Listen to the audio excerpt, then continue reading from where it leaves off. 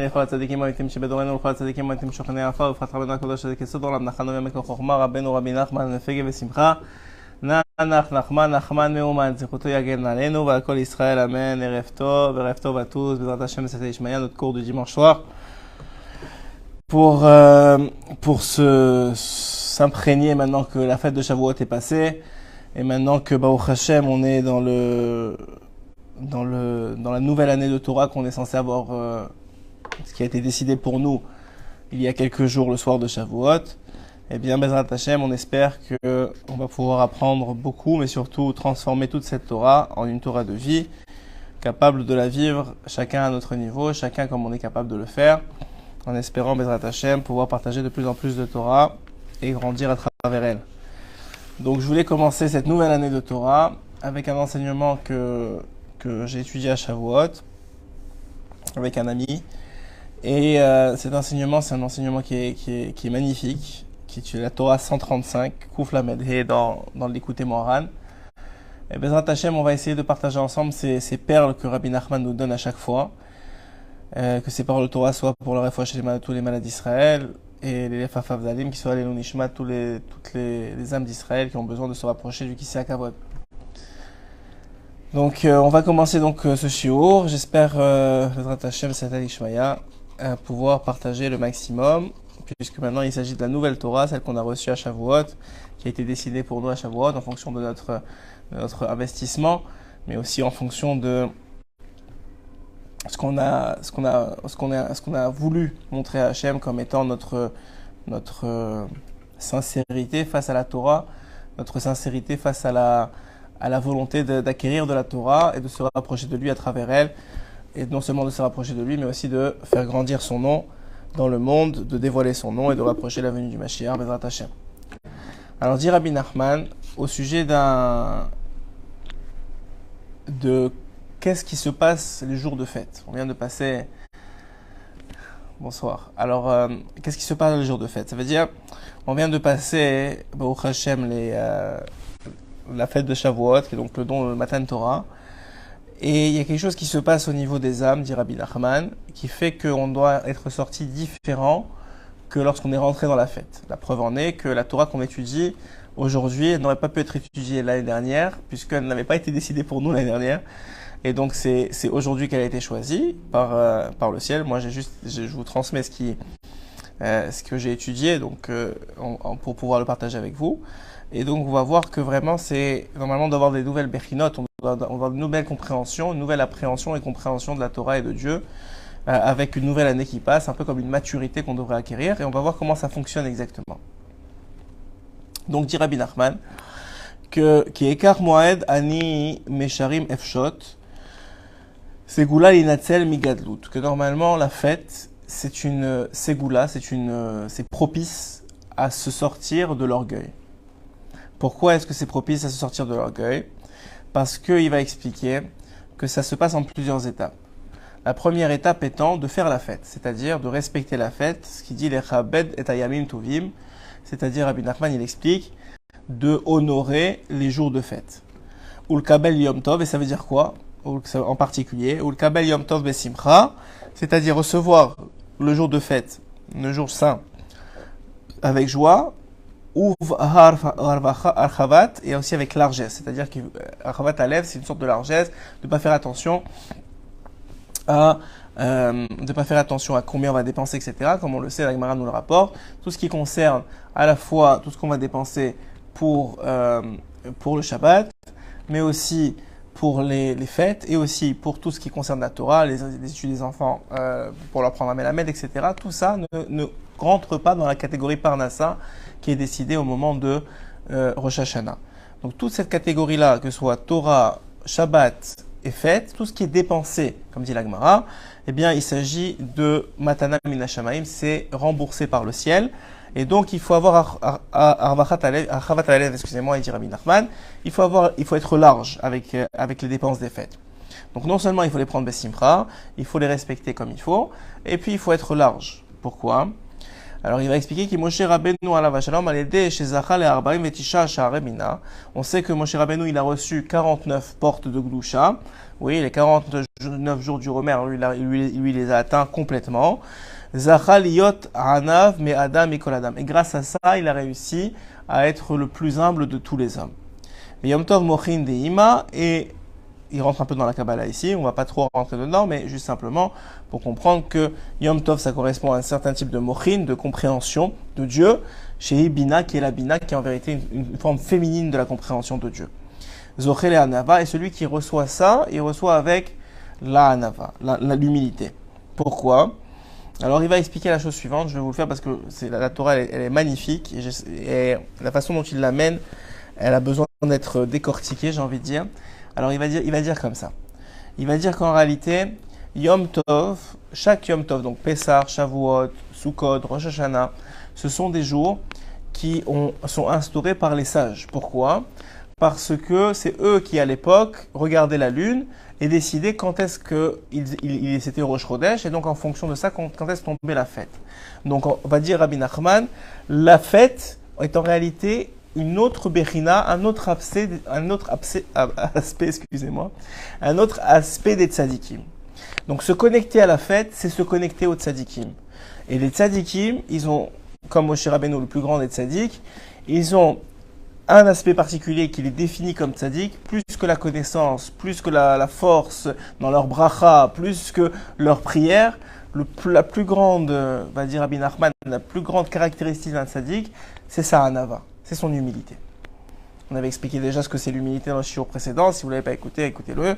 Et on avait expliqué que c'est cette capacité-là qu'a l'homme à réaliser au maximum tout son potentiel, toutes les propositions de la vie qui lui sont faites par Dieu, et donc être capable d'être au plus proche de ce qu'il devrait être à l'instant T. Et donc, puisqu'il n'y a pas d'espace, il n'y a pas de gava, il n'y a pas d'air qui rentre, comme à Pessah, il n'y a pas d'air qui fait gonfler la pâte. Et la même chose, il n'y a pas d'air qui fait gonfler l'homme, puisqu'il est au plus proche de ce qu'il devrait être, donc il est à sa place, et comme il est à sa place, il est à Anav. Donc explique Rabbi Nachman, ça c'est le tzaddik. Maintenant, qu'est-ce qui se passe quand un homme, il respecte la fête? En plus, donc la fête c'est l'aspect du tzaddik. Donc quand un homme il respecte la fête, c'est comme s'il respectait le tzaddik, c'est comme s'il s'attachait au tzaddik.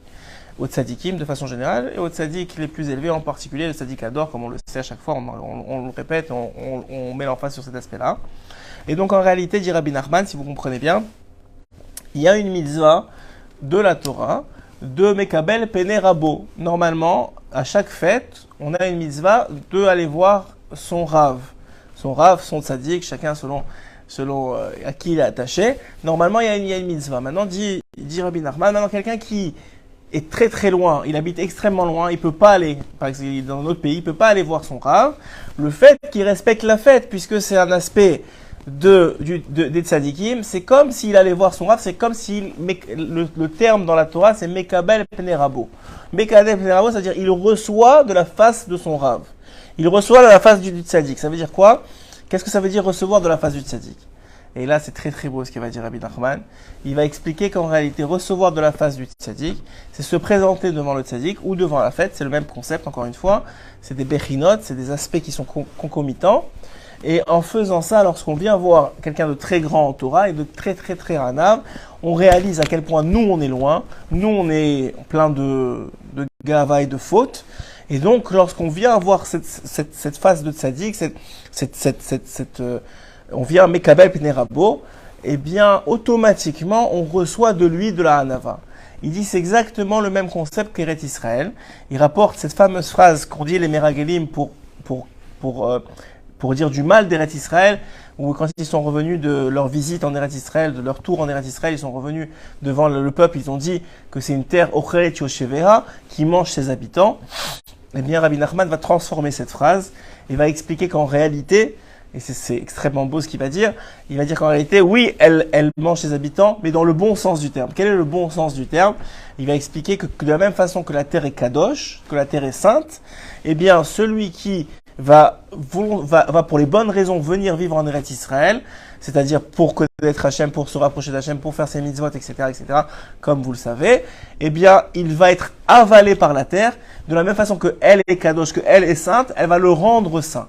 Et à tel point, dit le Zohar Kadosh, que si quelqu'un vient pour les mauvaises raisons en Israël et ne fait pas la Torah en Israël, eh bien Hachem et Memouné, et Hachem envoie un ange particulier à cet homme-là pour qu'à chaque fois qu'il met le pied sur la terre, l'ange met sa main en dessous de son pied pour que son pied ne touche pas la terre et qu'en réalité il ne soit pas connecté à la terre d'Israël, ne vivent pas sur la terre d'Israël, même si physiquement on le voit, il est là, il est présent en terre d'Israël, mais tant et aussi longtemps qu'il n'est pas là pour les bonnes raisons, qu'il n'est pas là pour se connecter à Hachem, qu'il n'est pas connecté à Kadosh Baruch Hu dans sa Torah, dans ses mitzvot en Eretz Israël, eh bien le Zohar dit que Hachem, Kaviachal, l'empêche de marcher sur la terre d'Israël à travers cet ange-là, et même jusqu'à, on le sait, malheureusement, qu'il arrive des fois que la terre d'Israël va vomir la personne, parce que il n'a plus rien, même ça, il ne le mérite pas. Même cet ange-là, il ne le mérite plus, lo aleno. Évidemment, on souhaite ça à personne. Donc en vérité, dit Rabbi Nachman, vous voyez bien que quelque chose de physique, la terre, est capable spirituellement d'avaler la personne parce que elle est là pour les bonnes raisons. Il y a une connexion spirituelle qui se fait entre la terre et l'homme. Eh bien, il dit exactement la même chose entre l'homme et la fête, et en particulier entre l'homme et le tzaddik. C'est-à-dire que quoi? Quand l'homme va venir chez le tzaddik, il va se connecter au tzaddik à travers ses enseignements, mais surtout, il va expliquer ici dans la Torah 135, à travers l'amour qu'il a pour lui, parce que le tzaddik, un tzaddik, ça s'aime. Il va dire même plus que l'amour qu'on a pour les femmes. C'est-à-dire, il faut aimer le tzaddik plus qu'un amour qu'on aurait pour les femmes, qui est normalement l'amour qui est un amour très fort. Il va dire, à ce moment-là, il reçoit du tzaddik qu'il est avalé par lui. Le tzaddik avale ses élèves. De laquelle façon il avale? Pas d'une mauvaise façon, encore une fois, exactement comme la terre d'Israël.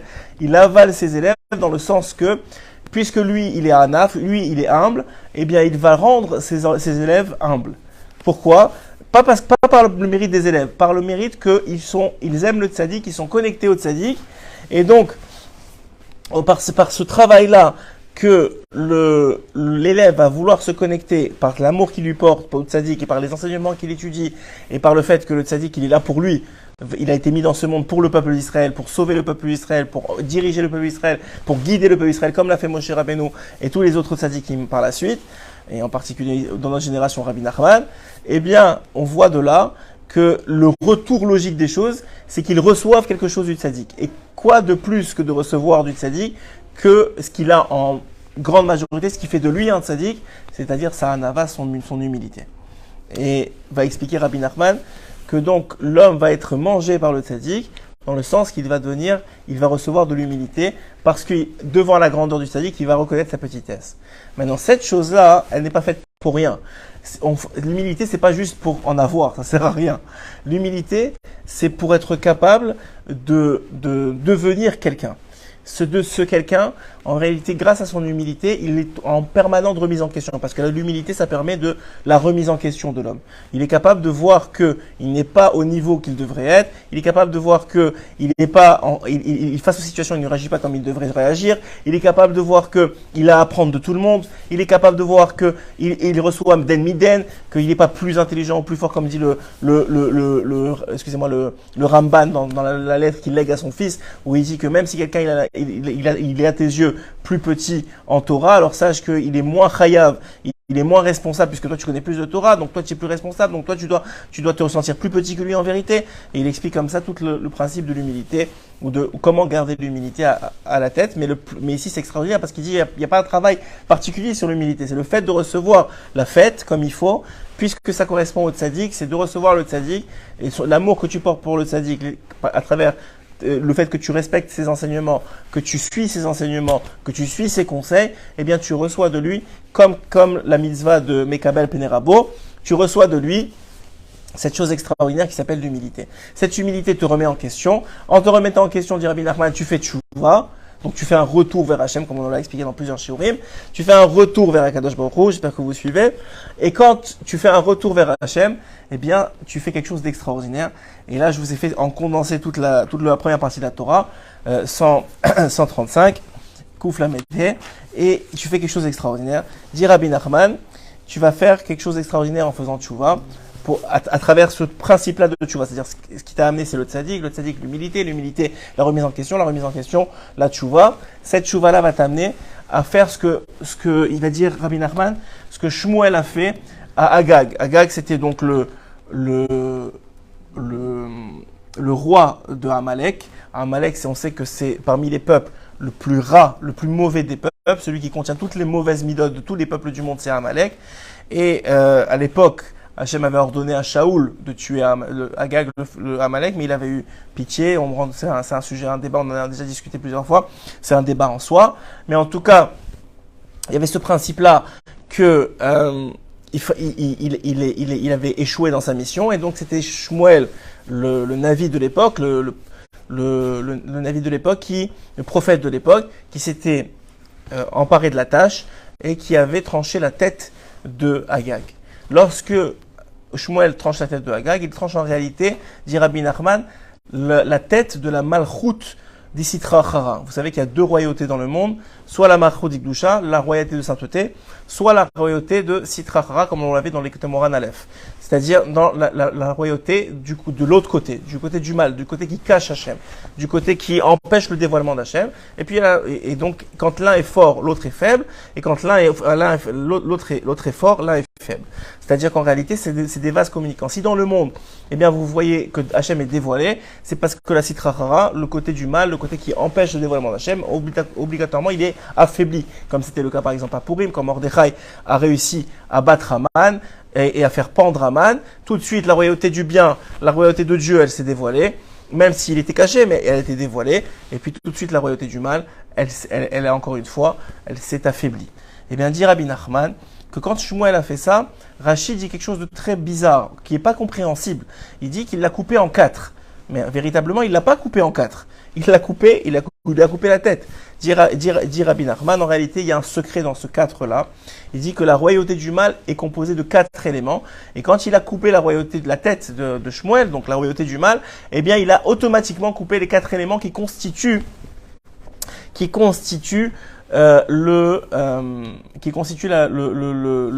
forces du mal. Et plus que ça, il va dire que c'est la raison pour laquelle, dans la Torah, on voit qu'Abraham s'est battu contre 4 rois pour sauver Lot.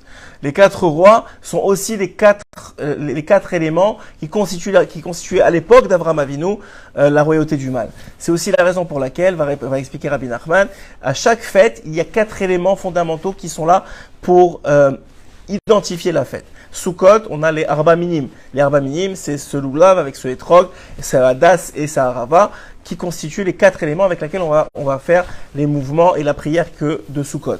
À Pessah, on a les 4 verres de vin, les 4 coupes de vin, et aussi les 4 fils qu'on va remarquer par la suite, qui sont en vérité identifiés différemment, mais au moins les 4 coupes de vin. Et à Shavuot, on a aussi ce même concept de 4, c'est un chidouche de Rabbi Nachman, mamash un chidouche, où il dit que ce dalet, ce 4, il le prend du Zohar. D'ailleurs, dans le Zohar 279b, là-bas il rapporte ce concept que la royauté du mal est faite de 4 éléments. Eh bien, il va expliquer que donc, cette délivrance en tuant la royauté du mal, eh bien, elle vient aussi du fait que même à Shavuot, il y a 4 éléments, parce que la Torah, elle se regarde, elle se lit, elle se raconte et elle s'étudie en profondeur. C'est les 4 étapes de l'étude de la Torah. On a d'abord le fait de la regarder. Des fois, il y a des gens qui sont faibles, fatigués, mais au moins ils la lisent avec les yeux.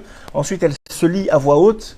Et ensuite, elle se raconte la Torah. Il y a des éléments qui se racontent dans la Torah, il y a des sipurim dans la Torah. Et puis finalement, elle s'étudie en profondeur tout ce qui constitue l'étude Beiyun, qu'on appelle Beiyun, c'est-à-dire dans le détail de la Gemara, de la Mishnah, mais même de tous les éléments possibles qui constituent la Torah, niglé ou nistar, dévoilé ou pas dévoilé.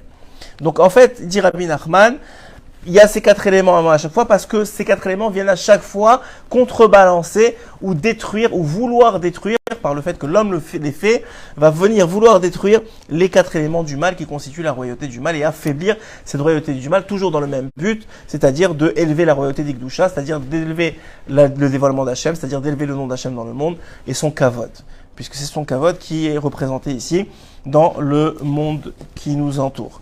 Donc on continue et il dit ici, excusez-moi. Donc, on a expliqué ce concept-là que Shavuot, Pessah et Sukkot sont 3 fêtes fondamentales, mais il en manque une, c'est Rosh Hashanah. Il rapporte ici une Gemara dans Rosh Hashanah, justement, qui dit qu'à 4 moments de l'année, eh bien, le monde est jugé. Et sur quel élément? Eh bien, l'homme est jugé à Rosh Hashanah, l'eau est jugée, c'est-à-dire l'abondance en eau, et Enmaïm et la Torah aussi, on peut comparer ça, mais l'abondance en eau, c'est à Sukkot, comment on appelle ça, les récoltes, voilà, la récolte, exactement. La récolte, c'est à Pessah, et puis finalement, le dernier élément, on a dit Sukkot, Pessah et Rosh Hashanah, et Shavuot, celui qui vient de passer, c'est Pri Hailan, c'est les fruits les fruits des arbres qui sont jugés à ce moment-là. Et on sait aussi que l'homme est comparé à un arbre et que les fruits d'un arbre, c'est aussi sa Torah et c'est aussi les mitzvot. Donc ça aussi, c'est correspondant, même physiquement dans ce monde et même spirituellement dans les mondes supérieurs. Donc va dire ici Rabbi Nachman qu'il y a à travers cette Gemara, puisque c'est une Mishnah dans la Gemara Rosh Hashanah, qu'il y a 4 moments dans l'année où sont jugés le monde. Mais pourquoi est-ce que ces quatre moments-là sont là? Pour que, justement, ce sont des fêtes, des Yamim Tovim qu'on a expliqué au début. Donc, puisque ce sont des fêtes, on a cette mitzvah-là de Mekabel Penerabo, de recevoir la face du tzaddik. Et en recevant la face du tzaddik, on reçoit sa Torah. Et en recevant sa Torah, on reçoit, comme on a expliqué, son humilité. En recevant son humilité, on reçoit cette remise en question et cette tchouva. Et cette tchouva fait le travail. L'homme, quel qu'il soit, là où il est, en faisant cette chouva-là, eh bien, il coupe exactement, dit Rabbi Nachman, comme Shmuel, il a coupé la tête d'Agag, on coupe la tête de la royauté du mal, et on détruit la royauté du mal, ces 4 éléments de la royauté du mal, pour élever la royauté du bien. Pour élever la royauté du bien. Ça, c'est toute la Torah. Je vous l'ai faite en dehors des mots parce qu'elle est extrêmement profonde. Il rapporte beaucoup de concepts du Zohar Kadosh. Et ce serait bien de la faire aussi Be'iyun, mais je voulais pouvoir partager cette petite étude que j'ai été honoré de faire pendant Shavuot pour que vous puissiez recevoir un peu de cette étude-là et comprendre qu'en réalité, il y a ce concept-là d'être connecté au tzaddik, en particulier pendant les fêtes, mais en réalité tout le temps. Et il va dire qu'est-ce que c'est cette connexion-là, et ça c'est très beau. Je vais vous le lire dans les mots parce que ça vaut la peine de voir comment Rabbi Nachman le dit. Il dit si donc il est connecté au tzaddik, aussi ça va dans les deux sens, il va ressentir plus le jour de fête parce que le tzaddik il est de cet aspect-là de la gdusha du jour de fête, de la sainteté du jour de fête. Et c'est quoi le signe qu'on peut voir s'il est vraiment attaché au tzaddik ou pas, ou im yesh lo shiflut. Est-ce que oui ou non, il a de l'humilité, il a cette capacité de s'abaisser devant les éléments de la vie, devant l'enseignement du tzaddik, en accomplissant les conseils du tzaddik avec humilité. Kiteva katnut shil bateli finagadlut, parce que devant grand ou plus grand que soi, on se voit comme on est, c'est-à-dire plus petit, et donc on rappelle notre humilité.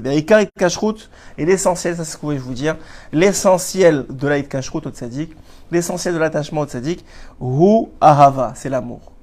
L'amour qu'on lui porte. Chez Yohav et tzaddik ahava shlema, qu'il aime le tzaddik d'un amour complet, comme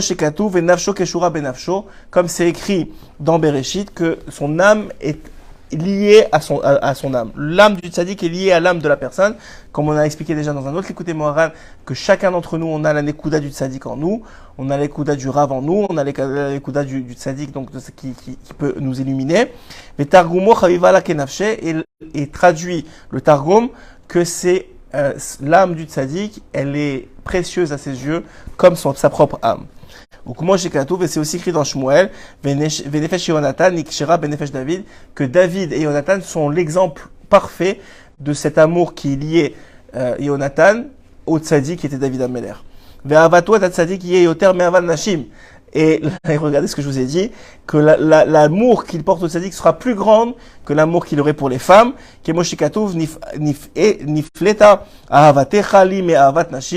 Elle est plus précieuse pour moi.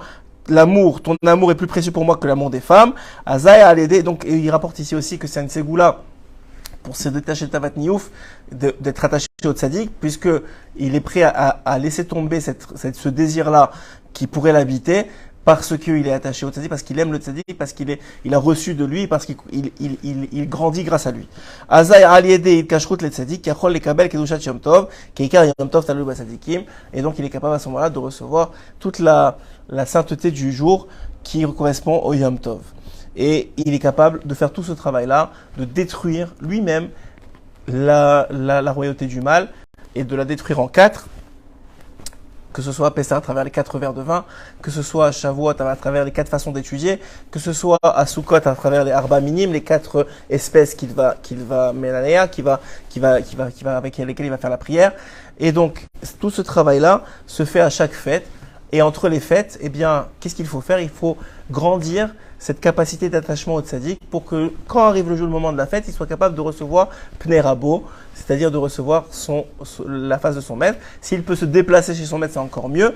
C'est ça le sens littéral du commandement des sages, d'aller voir son rave vraiment. Mais s'il est trop loin d'aller voir son rave, eh bien, ou qu'il y a X ou Y empêchement, eh bien, le fait qu'il fasse la fête comme il faut et qu'il soit attaché au tzaddik par son amour va faire qu'il va pouvoir faire ce travail.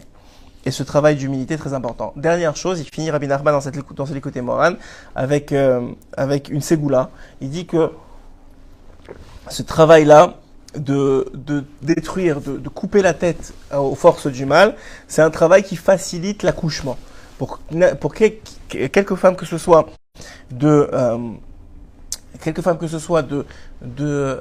qui a du mal à accoucher, aujourd'hui malheureusement beaucoup de femmes ont du mal à accoucher, eh bien c'est bien 2 choses. Un, d'envoyer quelqu'un qui soit chaliar, qui soit envoyé d'elle ou de son mari en particulier pour aller voir le tzaddik, c'est-à-dire par exemple, je sais que Aïe ont quelqu'un sur place à chaque fois qu'il y a un accouchement difficile, Aaron Chitrit est appelé, et il m'a dit justement ce Rosh Hashanah qu'il est appelé plusieurs fois dans l'année, et il envoie quelqu'un pour prier pour la personne parce que il envoie sur la tombe de Rabbi Nachman pour que justement s'accomplisse ce qu'on vient de dire ici, qu'ils reçoivent par l'intermédiaire de quelqu'un, c'est un peu plus difficile mais ça marche quand même, par l'intermédiaire de quelqu'un cette humilité, cette chouva, cette remise en question, et qu'ils détruisent grâce à ça les forces du mal, qui est donc le 4.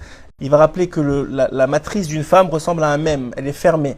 Mème, ça veut dire, et un mème, c'est 2 dalets. Si vous connaissez un peu les lettres hébraïques, c'est 2 dalets collés. Il dit que lorsque quelqu'un fait ce travail dont je vous ai expliqué ce soir, eh bien, il sépare les 2 dalets et s'ouvre la matrice et l'enfant sort. Deuxième ségoula qu'on apprend de ce Likutei Moharan, c'est d'étudier ce Likutei Moharan justement si votre femme est en Léda et qu'elle a de la difficulté à accoucher, eh bien c'est une très bonne ségoula de lire simplement ou d'étudier ce Likutei Moharan le temps de l'accouchement, et on verra qu'à ce moment-là, Bezrat Hashem et Sadeh Shmaya, il y aura une facilité particulière à l'accouchement puisque chaque Torah est empreinte de ce qu'elle dit. C'est pas seulement qu'elle vous apprend quelque chose, elle est vivante. Elle vit ce qu'elle dit. Donc si vous l'étudiez, vous vivez avec elle ce qu'elle dit. Et puisqu'elle parle ici d'un accouchement facile à travers tout le travail qui vient d'être expliqué, eh bien là aussi c'est une très grande ségoula d'étudier cette Likutei Moharan 135 au moment de l'accouchement de sa femme. Et donc voilà, c'est ça tout le principe de ce que je voulais vous dire ce soir. Comme on a commencé un peu en retard, donc j'ai fait un peu plus rapidement, mais vous irez peut-être directement le voir dans les mots et vous imprégner, parce que je ne suis là, et je le répète à chaque fois, hors caméra, mais là je suis devant la caméra, je vous le dis, ce que Rabbi Nachman nous enseigne, et c'est très particulier à Rabbi Nachman, c'est que celui qui partage la Torah de Rabbi Nachman n'est là que pour den miden, de partager au même niveau que la personne à qui la donne, et simplement pour partager, pour qu'elle ait envie d'aller elle-même s'imprégner de la Torah de Rabbi Nachman, s'imprégner de la Torah tout court, et ressortir ses propres prix de Shem, ce qu'elle doit, elle, par rapport à son tikkun, par rapport à sa réparation, par rapport à qui elle est, doit recevoir de la Torah. Parce que ce que je peux vous donner, moi, et n'importe qui à qui vous allez écouter, d'ailleurs, n'importe quel darshan, on appelle en hébreu, quelqu'un qui va vous partager de la Torah, il ne vous partage que sa Torah à lui, sa perception de la Torah qu'il a reçue, même si c'est les mêmes lettres, même si c'est les mêmes pages. En réalité, chacun, il est là, elle est teintée tout qu'un homme va dire est teinté de sa perception de ce qu'on appelle le koach hamedamé. Le koach hamedamé, c'est cette vitre qui sépare ce qui nous entoure, les éléments qui nous entourent, et la Torah en fait partie, avec notre moach, notre esprit. C'est une sorte de filtre. Des fois, le filtre est plus sale, des fois, il est plus propre. Ça dépend des gens. Et c'est sûr que plus les tzadikim sont hauts et sont élevés, sont des tzadikim, et bien plus le filtre est propre. C'est écrit dans la Gemara que Moshe Rabbeinu avait un filtre qu'on a appelé Aspaklaria Meira, c'est-à-dire une vitre complètement transparente, complètement nette, complètement nettoyée, mais il y avait quand même cette vitre-là. Il n'était pas direct sur Hachem. Il y avait une vitre entre les deux, dit la Gemara. Donc on voit, mais c'était le plus parfait des vitres, c'est-à-dire que vraiment, il ne voyait pas de déformation du tout. Mais quelqu'un qui reçoit la Torah, qui étudie la Torah, il y a toujours une partie qui est interprétée par la personne qui l'étudie et qui la transforme. Donc le but de la personne qui entend un shiur, c'est pas simplement de recevoir ce que la personne est en train de lui dire, mais c'est d'aller voir dans les mots. Aujourd'hui, c'est traduit, c'est expliqué, d'aller ouvrir la Torah 135 qu'on vient d'étudier aujourd'hui, de regarder qu'est-ce qu'elle comprend, qu'est-ce qu'elle a besoin de cette Torah-là. Peut-être elle est enceinte, peut-être elle a besoin d'un accouchement facile, peut-être qu'elle connaît quelqu'un qui a besoin d'un accouchement, peut-être que simplement la personne, l'homme qui va étudier ça, va comprendre que c'est le moment de s'attacher plus de façon plus limite, plus intérieure avec le tzaddik, avec une amour. Et alors il y a quelqu'un qui me dit, mais il y a aussi notre capacité à essayer de comprendre. Effectivement, mais chacun, Hachem donne à chacun ce qu'il est censé recevoir.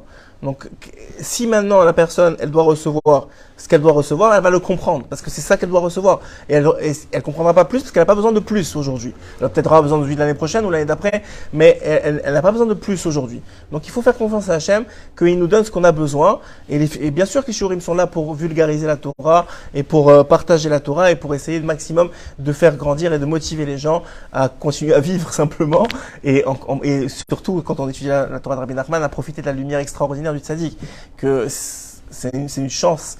On n'a aucune idée c'est quoi la chance qu'on a de pouvoir partager cette lumière-là et de pouvoir la connaître dans notre génération. Je pense pas comme à l'époque de Rabbi Shimon, on avait expliqué que sans Rabbi Shimon, il n'y aurait pas eu, on ne serait pas là aujourd'hui. Et bien sans Rabbi Nachman, je crois pas qu'on serait là aujourd'hui non plus, parce que c'est cette lumière-là qui nous permet de continuer à vivre, et continuer à nous battre contre la Sitra Achara, et continuer à être connecté à Hachem, et à pouvoir attendre le Mashiach encore aujourd'hui. Même si on l'attend, il n'est pas encore venu, mais on l'attend, c'est déjà ça. On n'est pas déjà fini. On attend, on est vivant. Et cette vie-là, cette vitalité-là, elle vient de la Torah du tzaddik, la Torah des tzaddikim, en particulier du tzaddik à émettre. Et donc, cette capacité-là à recevoir, évidemment que, mais Rabbi Nachman, il explique très bien, dans un écoute moi d'ailleurs que j'ai étudié aussi à Shavuot, où il explique que pourquoi est-ce qu'on va voir le tzaddik directement? Parce que quand on reçoit de lui la Torah directement, et donc quand on ouvre le livre directement avec les mots, c'est aussi une berchina, même si c'est moins fort que quand on la reçoit directement de lui, mais c'est une berchina de recevoir directement, eh bien, on reçoit beaucoup plus que si on reçoit de quelqu'un qui a entendu la Torah ou qui l'a lu et qui nous la raconte. Pourquoi? Parce qu'il y a un intermédiaire, cet intermédiaire il l'a pris et il redonne, mais il redonne jamais à 100% parce qu'il a besoin de garder quelque chose. Donc il y a toujours une limite. Donc ça ne veut pas dire qu'il faut arrêter Chas v'Shalom de se motiver et d'écouter les shiurim, c'est pas ça que je dis. C'est que le but des shiurim c'est d'ouvrir des portes vers des enseignements de Torah qui existent, qui sont vivants dans ce monde et qui sont accessibles à tous. C'est pas comme s'ils sont plus accessibles aujourd'hui, ils sont accessibles à tous. La Torah elle est traduite. Elle est traduite, le Likutei Moharan, il est traduit. Donc ça veut dire, et il est même commenté, pour certains en anglais, certains en hébreu, ça dépend dans quelle langue. Mais ça veut dire qu'il y a cette capacité-là à aller s'abreuver à la source et à développer son lien avec le tzaddik directement. Ce qui ne peut pas arriver si on passe par un intermédiaire.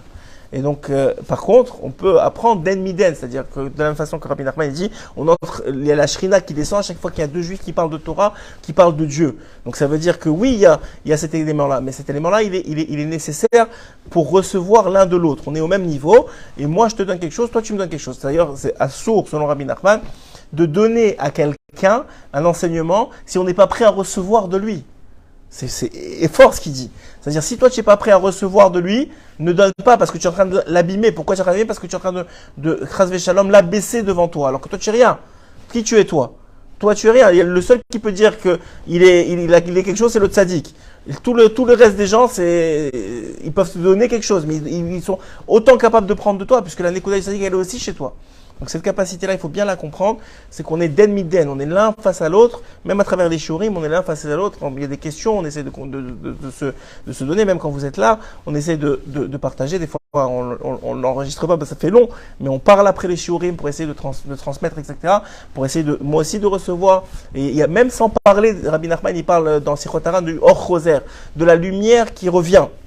C'est-à-dire qu'en réalité, quand quelqu'un il parle de Torah ou qu'il parle de Dieu, eh bien même si la personne elle ne parle pas en face de lui, elle lui envoie une lumière spirituelle qu'il reçoit et qui alimente les paroles qu'il dit.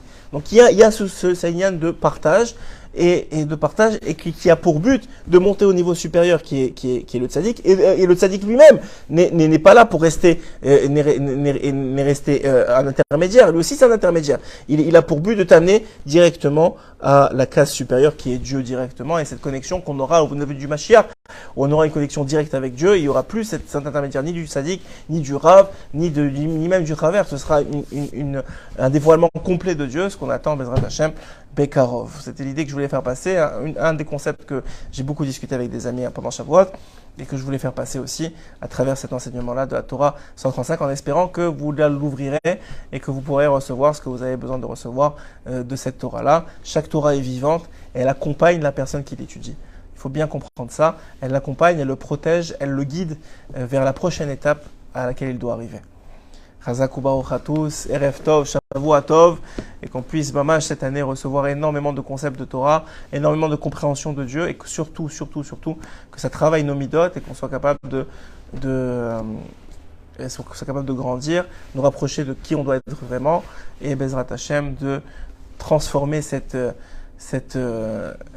potentiel en réel, et activer ainsi la venue du Mashiach. Amen Keni Ratzon.